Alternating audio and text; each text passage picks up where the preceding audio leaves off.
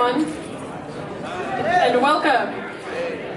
If you would like to move closer to the stage so you can see people up here better, that would be awesome. If not, totally fine for you to stay back there. My name is Mahalah, and I am the Director of Administrative Affairs for the ASBTC. It was my responsibility to plan and organize this event, but I could not have done it without the amazing help of my supervisor, Matthew Santos, as well as the rest of the executive team and Star and Trio.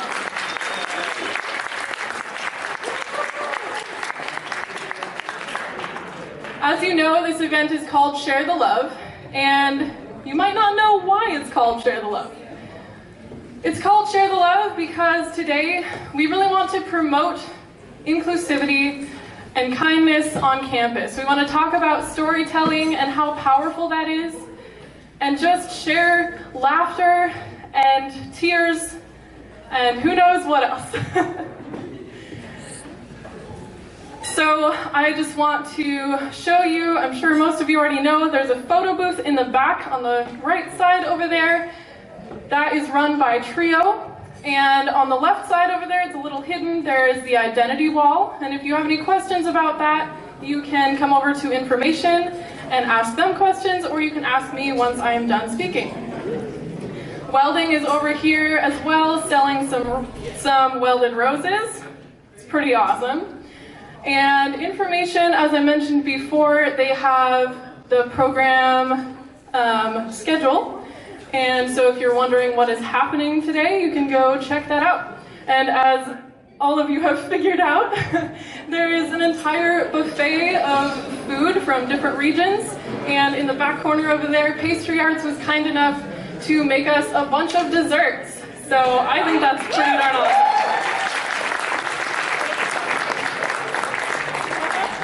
Without further ado, I'd like to introduce today's speaker, Luis Ortega. He is the founder of Storytellers for Change, and he's a pretty cool dude.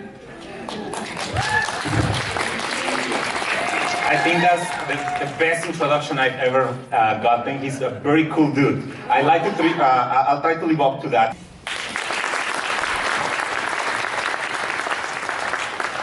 Hello, my name is Mahalah, and when I was 3 years old, I noticed for the first time that kneeling, crawling, climbing, doing normal childhood things didn't feel good anymore. I started hurting when I would just do simple things that shouldn't hurt when you're that age.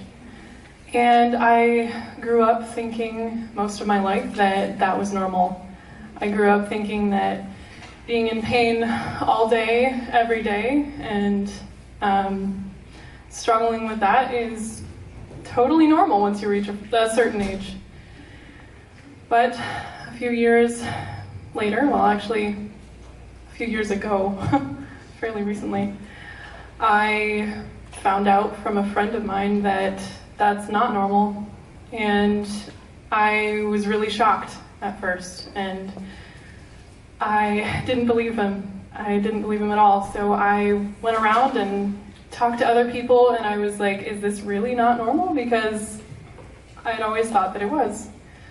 And they kept reaffirming what the original person said, that no, it's really not normal. So I contacted my doctor and I asked her if she could test me for fibromyalgia, because fibromyalgia is a chronic pain disorder and it runs in my family. So she checked me out and I was diagnosed not very long after. I didn't think that being diagnosed with fibromyalgia was going to affect me as much as it did. I thought that just knowing what it was would be a good thing, and that I'd be able to keep going and I'd just deal with it because I'd been through so much and I'd come this far.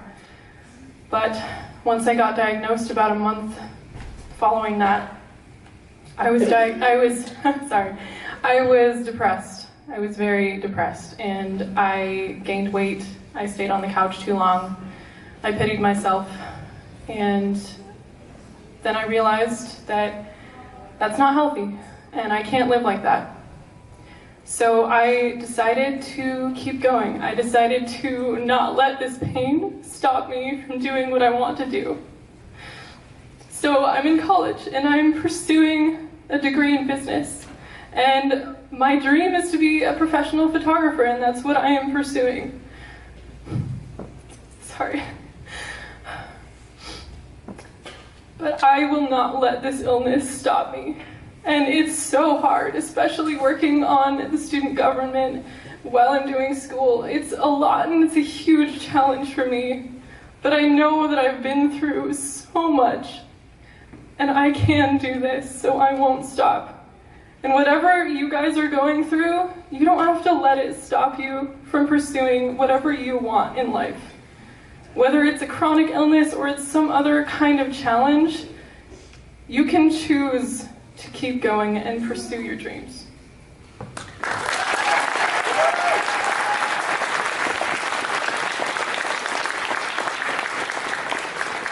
So allow me to just wrap this up by just thanking each one of our amazing, courageous storytellers. And I'm going to tell you the same thing that my grandmother used to tell me. Like one of my earliest childhood memories is my grandmother pulling me to the side, and she would I grew up in a single parent household, so, and it feels disingenuous to say that because my grandma was there too, so she really was like my other mom. And she would just pull me to the side and she would tell me, mijito, la gente se convierte en las historias que cuentan sobre su propia gente. People become the stories they tell about themselves. Come on again. And at first it was kind of like, what's wrong with grandma? Because out of nowhere she would just grab me like, you become the story you tell about yourself? Okay, now you go. I'm like, what? What's going on with grandma? At the most random of times she would say this to me. Come on again, like a broken record. And it wasn't until later in life, much too later, that I began to realize there was nothing random about the times when my grandmother chose to tell me these words. Just as each one of our storytellers told us in different ways and in different pathways, each one of them is reclaiming their own stories. Because they're realizing that if they're the ones who tell it, they're the ones who will also shape it. And they can fight against any type of narrative that's put upon them or thrown at them. We are the writers of our own stories. It's so beautiful to hear that just said in so many different ways. So let me just leave you with a picture of my beautiful grandmother who left this world almost a year ago. And thank you for showing us what it means to become your own story. So one more round of applause for them, please.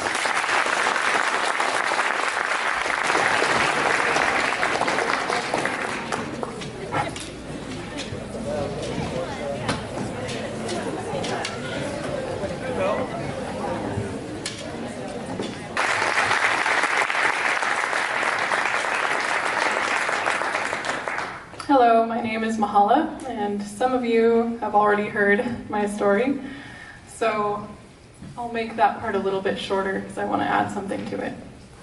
So when I was 3 years old, I noticed for the first time that normal things that kids can do, such as crawling or kneeling or just playing around in general, hurt me really bad, and they never used to. But I grew up, and most of my life I thought that pain was normal. I thought that once you reach a certain age, everyone experiences pain all the time. Everyone has a harder time kneeling or whatever. But just a few years ago, I found out from a friend that that's not true. And I didn't believe them. Because like I said, I'd spent most of my life thinking, well, of course, like everyone feels this. But I talked to other people and found out really they don't. And so I talked to my doctor and I asked her if she could test me for a chronic illness called fibromyalgia. That illness runs in my family, and it's a chronic pain disorder, but it has 200 symptoms and it's connected with chronic fatigue syndrome and a bunch of other things.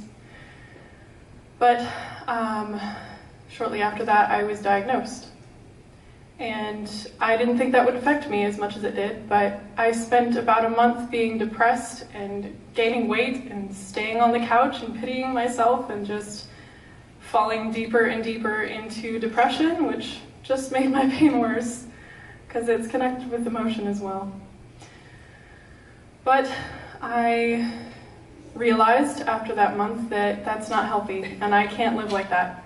I won't live like that. So I decided to keep going. I decided to get up and I decided to keep trying and get my degree. So I'm here at VTC trying to get my business degree because my dream is photography. And it's really hard. It's really hard. Every morning I wake up and I'm so tired and I'm in a lot of pain and I feel like I can't even move. But I know that I can. So I convince myself and I just get up. And I get ready as fast as I can, which is normally very slow, and I'm normally late to my bus. But I make it. And every day I have to convince myself that it's worth it. Because it's so hard. And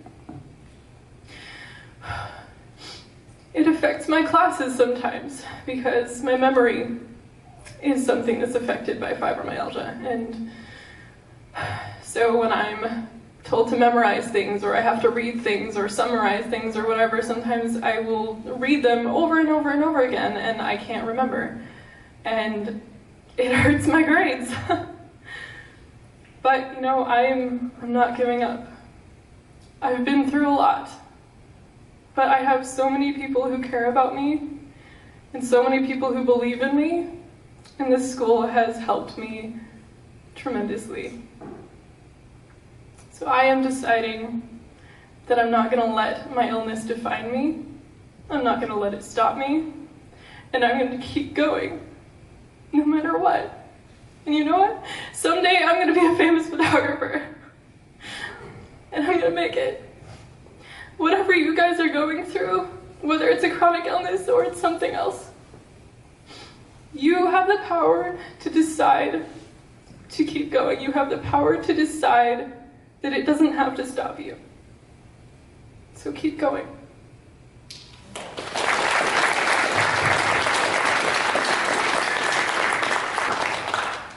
I'm just, I live in Seattle.